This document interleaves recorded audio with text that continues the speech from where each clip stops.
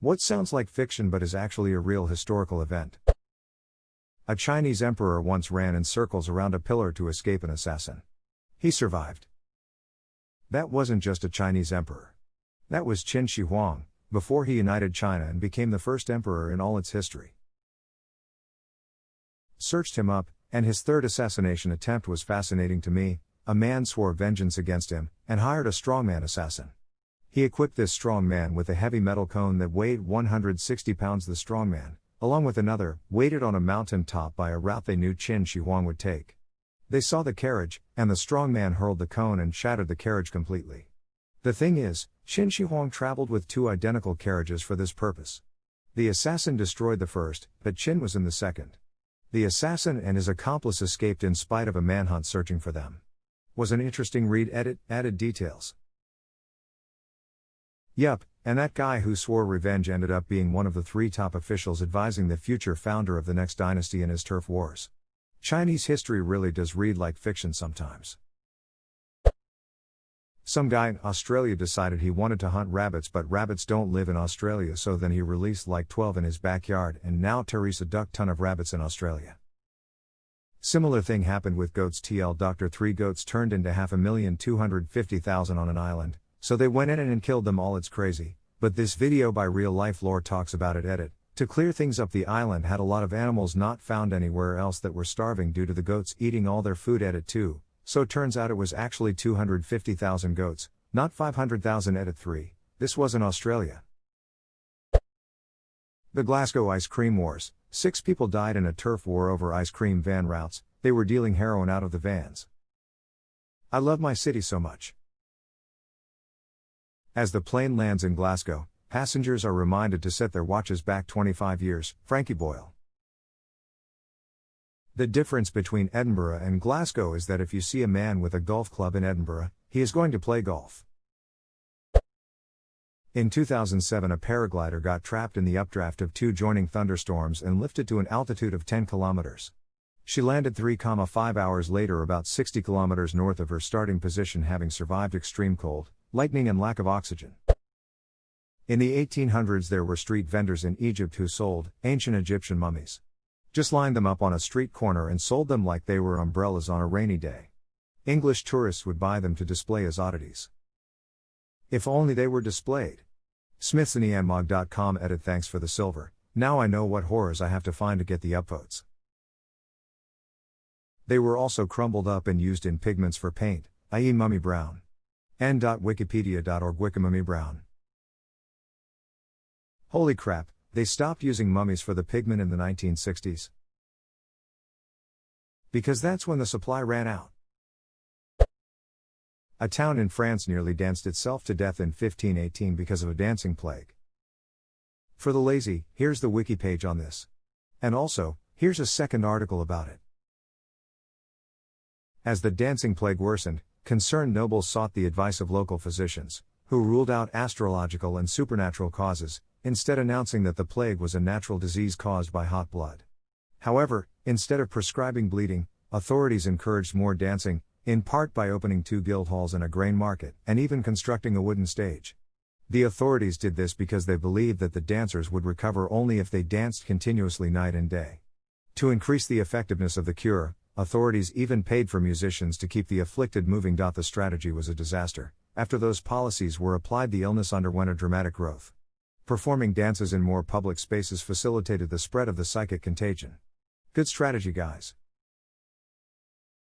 I would like to meet the physician who ruled out astrological and supernatural causes.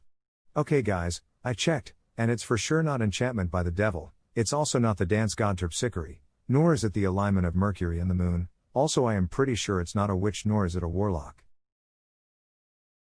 Terpsichore. I love Greek mythology and I didn't know that name, but it had the ring of truth to it, so I googled. Her name means delight in dancing. She is one of the 9 muses and goddess of dance and chorus. Sweet reference, bro. The longest piano piece of any kind is Vexations by Eric Satie. It consists of a 180-note composition which, on the composer's orders, must be repeated 840 times so that the whole performance is 18 hours 40 minutes. Its first reported public performance in September 1963, in the Pocket Theatre, New York City, required a relay team of 10 pianists. The New York Times critic fell asleep at 4 a.m. and the audience dwindled to 6 masochists. At the conclusion, one sadomasochist shouted, "Encore!" Jack, a baboon who was employed to change rail signals. After initial skepticism, the railway decided to officially employ Jack once his job competency was verified. The baboon was paid 20 cents a day and a half bottle of beer each week. It is widely reported that in his 9 years of employment with the railroad, Jack never made a mistake. I wonder what that salary negotiation was like. Right? Like, how did they figure to just give him half a bottle of beer rather than a full or a quarter of a bottle? Maybe the guy tasked with giving him the bottle of beer decided he wanted to drink the first half. The Great Stink of London in 1858.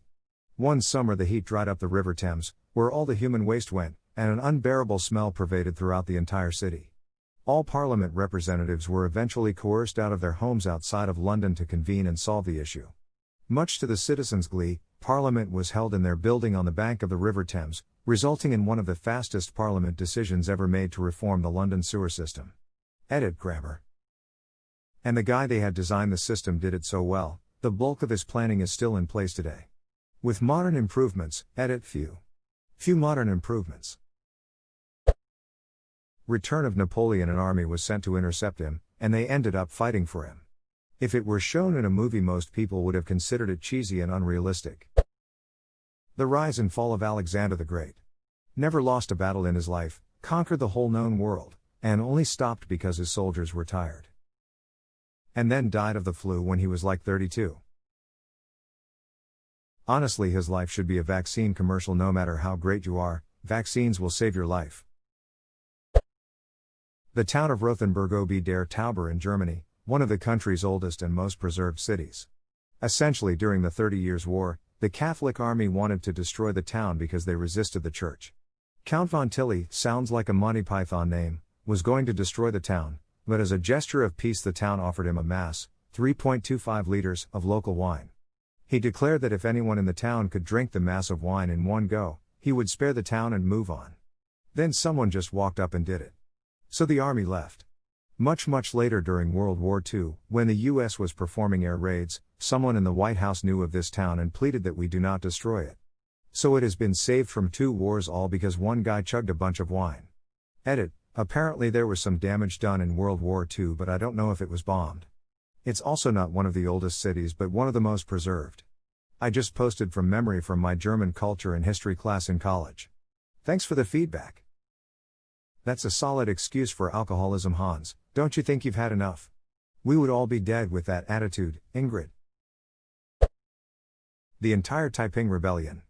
A war started by a Chinese peasant who dreamed, and believed, he was Jesus' younger brother.